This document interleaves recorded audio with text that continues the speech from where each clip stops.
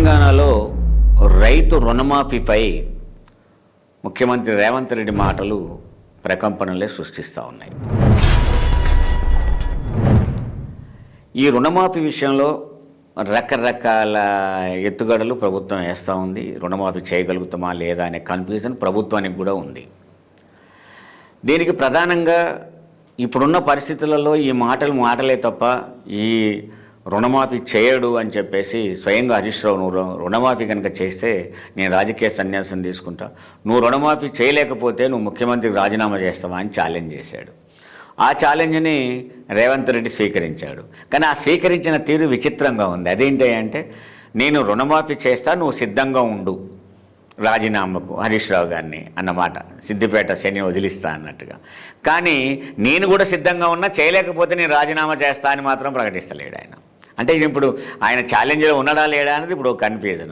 అంటే హరీష్ రావు గారు ఆ రాజీనామా పత్రాన్ని తీసుకొచ్చి స్వయంగా అమరవీరుల స్తూపం దగ్గర కొంతమంది దగ్గర పెట్టాడు ఆయన. మరి అదేవిధంగా ముఖ్యమంత్రి పదవి కూడా రాజీనామా చేసి రేవంత్ రెడ్డి కూడా పెట్టుంటే అక్కడ రెండు రాజీనామాలు ఒక్కడుంటే ఆ ఛాలెంజ్గా ఉండేది. ఇప్పుడు ఛాలెంజ్ ఉందా లేదా అన్నది ఒక కన్ఫ్యూజన్. దానికి పైగా అతను మాట్లాడుతున్నది ఏంటి? వెరీ సింపుల్, నేను రుణమాఫీ చేయడం చేసేస్తా, నేను 40,000 కోట్ల రూపాయలు అయితే రుణమాఫీ అయిపోతుంది, కాబట్టి దాన్ని చేయడం పెద్ద ఒక లెక్క కాదని ఆయన మాటల్ని మనం ఆయన మాట గొంతులోనే ఇందాం ఒక మాటని. దోపిడీ చేయకుండా ఒక్క సంవత్సరం నేను కడుపు కట్టుకుంటున్నానంటే ఆ 40,000 కోట్ల రూపాయలు బ్యాంకులకు ఎడవసేత్తో చెల్లిస్తాను నేను. అర్థమైంది కదా? అంటే ఒక 6 నెలలు నేను అవినీతి చేయకుండా నోరు కట్టుకుంటే 40,000 కోట్లు అవలీలుగా చేస్తా అని. అంటే ఇప్పటిదాకా నువ్వు నోరు కట్టుకోలేదా? అంటే ఇప్పటికి 6 నెలలు కావస్తుంది. ఈ 6 నెలలు నోరు కట్టుకోకుండానే దోపిడీ చేసావా? ఒక 6 నెలలు 40,000 కోట్ల రూపాయలు తీర్చిన తర్వాత మిగతా మళ్ళీ 4 సంవత్సరాలు నోరు కట్టుకోవా? అంటే అవినీతిని కొనసాగిస్తావా?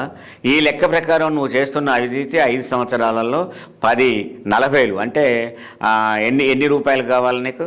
4 లక్షల కోట్ల రూపాయలు నువ్వు అవినీతి చేసావా? ఇప్పటికీ రేవంత్ రెడ్డి మీద ఇప్పటికి కొన్ని ఉన్నాయి. ఇప్పుడు కూడా ఆ నోటుకు ఓటు కేసులో చూసినప్పుడు 50 లక్షల రూపాయలు ఇచ్చారు కదా. 50 లక్షల రూపాయలు ఇచ్చి 4.5 కోట్లు తర్వాత ఇస్తానన్నాడు కదా. 50 లక్షల రూపాయలు ఎక్కడి నుంచి వచ్చినాయి అనేది లెక్క చెప్పలేదు. ఒకటి 4.5 కోట్లు ఇవ్వాల్సినవి ఎక్కడున్నాయి, యా నుంచి తెచ్చిస్తాం అనేది ఇప్పటిదాకా చెప్పలేదు. 4.5 కోట్లు ఎక్కడున్నాయి చెప్పలేదు, 50 లక్షలు ఎక్కడియో చెప్పలేదు. మరి ఇప్పుడు నువ్వు చెప్తున్నా నోరు కట్టుకుంటే 6 నెలల్లో 40,000 కోట్ల రూపాయలు సంపాదించగలిగిన నువ్వు ఈ 4.5 సంవత్సరాలలో మిగిలిన 3.5 లక్షల కోట్ల రూపాయలు ఎక్కడ తెచ్చి దోపిడీ చేస్తున్నాం అనేది ప్రజలలో ఒక అనుమానం వస్తుంది. ఈ అనుమానాన్ని ఎవరో ప్రతిపక్షాలు కల్పించడమో పక్కోడు కల్పించడమో కాదు, ఈ నోటి దురద కల్పించడమే. రేవంత్ రెడ్డికి జనరల్గా ఉండంగా నోటి దురద పెరుగుతుందన్నది కామన్ వర్డ్. ఆ నోటి దురదలతో మాట్లాడిన ప్రతి మాట అతనికి తిరిగి చుట్టుకుంటా ఉంది.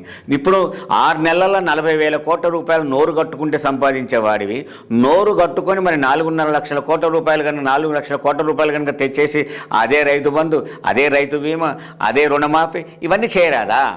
నోరు కట్టుకొని తినమంటున్నాడు. నోరు కట్టుకోవాలని కదా నీకు అధికారం ఇచ్చింది, తినమని కాదు కదా.